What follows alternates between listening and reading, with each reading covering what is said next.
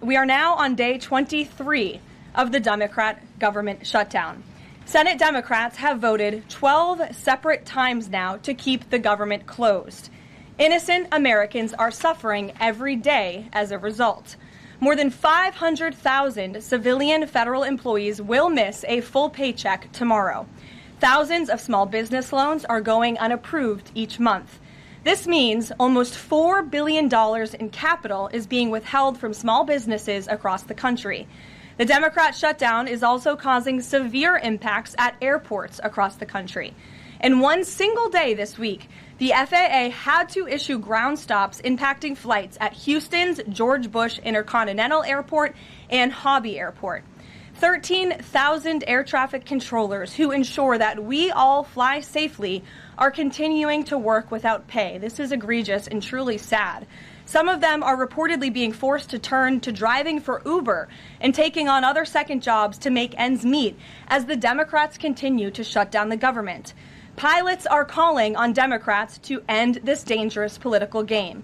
The president of the Southwest Airlines Pilot Association called for the clean continuing resolution to be passed, saying, quote, "Our air traffic controllers and the broader air traffic system are already operating under immense pressure. A government shutdown only compounds that stress and threatens the efficiency of our skies." The Airline Pilots Association International, which represents more than 80,000 pilots, is sounding the alarm as well. They said this shutdown is undermining our system's safety. Resources are stretched thin, negotiations are delayed, and strain grows daily. With the Thanksgiving holiday approaching, we are nearing the busiest travel period of the entire year, when millions of Americans will go to airports to spend time with their loved ones. Let us be very clear from the White House today. If the Democrats continue to keep the government closed, we fear there will be significant flight delays, disruptions, and cancellations in major airports across the country this holiday season. If Democrats continue to shut down the government, they will also be shutting down American air travel. The White House is in constant communication with the air traffic controllers, with the airline associations, and with them, we urge Democrats to please pass the continuing resolution so we can just end this madness and this chaos and reopen the government. Democrats are solely responsible for all of this unnecessary pain. Why are they doing it? To give taxpayer-funded health care benefits to illegal aliens, some of whom are violent criminals.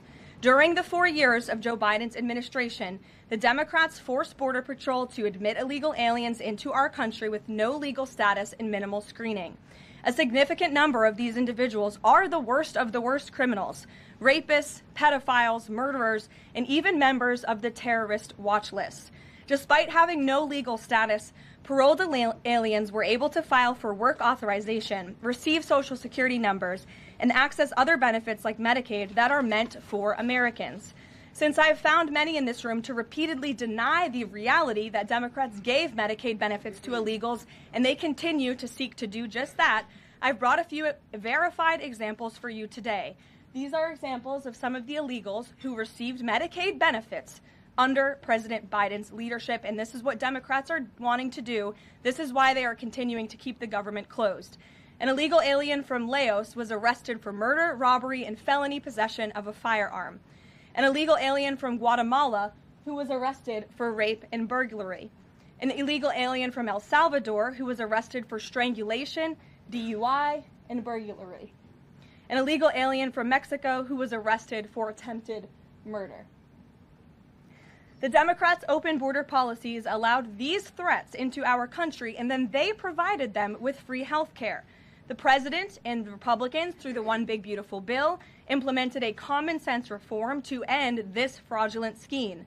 But that's why the Democrats are continuing to shut down the federal government. They are trying to reverse this and restore taxpayer-funded health care for illegal aliens like these. Throughout this shutdown, Democrats have said this quiet part out loud. Senator Chuck Schumer, the leader of the caucus that is refusing to open the government, said, quote, "Every day gets better as the shutdown continues." Ask the air traffic controllers if every day is getting better, Senator Schumer, and they will tell you absolutely not. House Democrat Catherine Clark said, "There are going to be families that are going to suffer.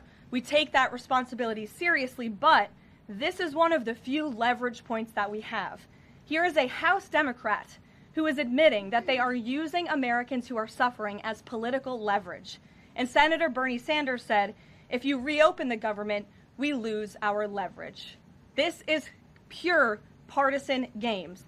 A senior Democrat aide said the party will not end the shutdown, quote, short of planes falling out of the sky. That is truly a disturbing statement. The Democrats clearly don't care about this suffering. They care about playing political games against President Trump, and this dangerous charade needs to end. The president, in Republicans' position, has been clear and unchanged. Pass a clean, nonpartisan funding bill to reopen the government. And then we can talk about all of the partisan issues that the Democrats wish to.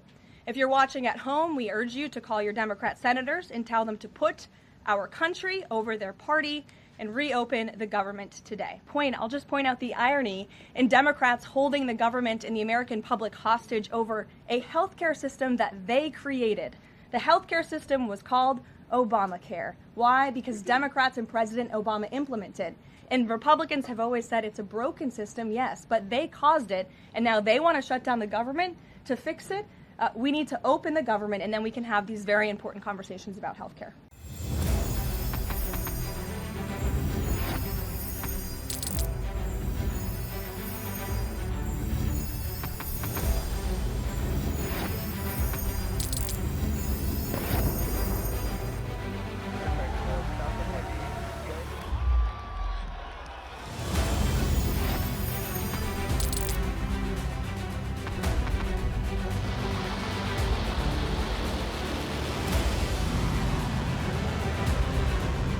Fighting so long and so hard that they don't know what the they're doing.